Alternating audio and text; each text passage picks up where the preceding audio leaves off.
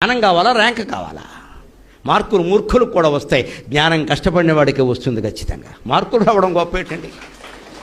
అదో కష్టపడి చదివిన వాడికి 90 మార్కులు వస్తే వాడు మోచేయి పేకెత్తితే చూసి రాసిన వాడికి 70 మార్కులు వస్తాయమ్మా. వీడికి సీట్ వస్తుంది.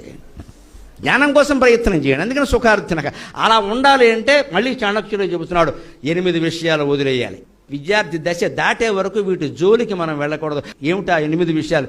కామం, క్రోధం, తథా లోభం, స్వాదం, శృంగార కౌతుకే, అతి నిద్ర, అతి సేవే చ విద్యార్థి హ్యష్టవర్జయేత్. కామవాంఛల్ని విడిచిపెట్టాలి ఖచ్చితంగా. ఇవాళ విద్యా వ్యవస్థ నాశనం కావడానికి ప్రధాన కారణం లవ్ లవ్ లవ్ ఎఫ్ఐఆర్. సిజేలోనో ఇంజనీరింగ్లోనో కాదండి, 9వ తరగతిలో మొదలైంది ఈ భాగవతం. ఇక్కడ ఎందుకు వస్తుందండి ఇది? మనం చదువుకుందుకు వచ్చామా, దీనికోసం వచ్చామా? ఉంటారండి, మీరు కో ఎడ్యుకేషన్ తప్పదు కదండి, ఇవాళ మానేయలేం కదా. మరి ఉంటారండి, అమ్మాయిలు ఉంటారు, అబ్బాయిలు ఉంటారు. మీ దృష్టి మీ చదువు మీద ఉంటే అమ్మాయి మీద ఎక్కడుతుందండి? ఎలా పెడుతుందండి? వెళ్ళిన దాన్ని మళ్లించుకునే విధానం ఉంది, దాన్ని చాణక్యుడు చెబుతాడు. వెడుతుందండి, సహజం, వయస్సు కాబట్టి వెడుతుంది.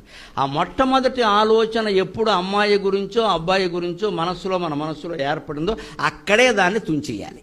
ఇప్పుడు ప్రతి వాళ్ళకి ఫోన్ అయ్యకి తప్పదు వ్యవస్థ కారణంగా.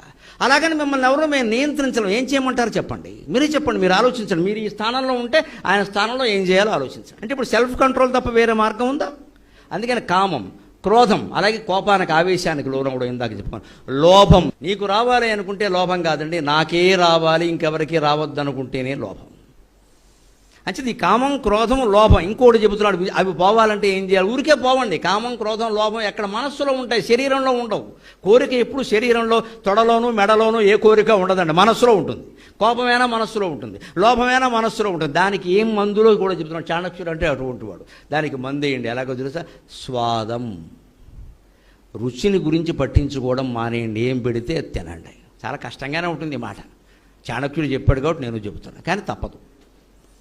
అక్కడ మసాలా దోశ బ్రహ్మాండంగా ఉంటుంది, అస్సలు ఆ రోస్టు, ఆ టేస్టు అయిపోయింది నీ చదువు. ఇంకా తినేవన్నీ కడుపులో దేవేసే పదార్థాలు, కడుపులో దేవేసేవి, మంటలు ఎత్తేవి. చాట్ మసాలా, ఏవో కొత్త కొత్త పేర్లు ఎన్నో ఉన్నాయి అక్కడ. ఈ చాట్ అంటే కడుపు చాటే, మనకు అదేం అక్కల. టేస్ట్ ఎందుకు అంత బాధపడాలి? ఇంకో మాట, స్వాదం, శృంగార కౌతుకే. జంట సమాసం వేశాడు చాణక్యుడు. శృంగారం అంటే ఏంటో తెలుసా? ఏదో లైంగికం అనుకోకండి, పొరపాటు మాట. శృంగారానికి అసలైన అర్థం అలంకరణ. సింగారించుకున్నారంటారు. అలంకారం పట్ల విద్యార్థి దృష్టి ఉండకూడదు. అంటే జుట్టు దువ్వుకోవద్దు.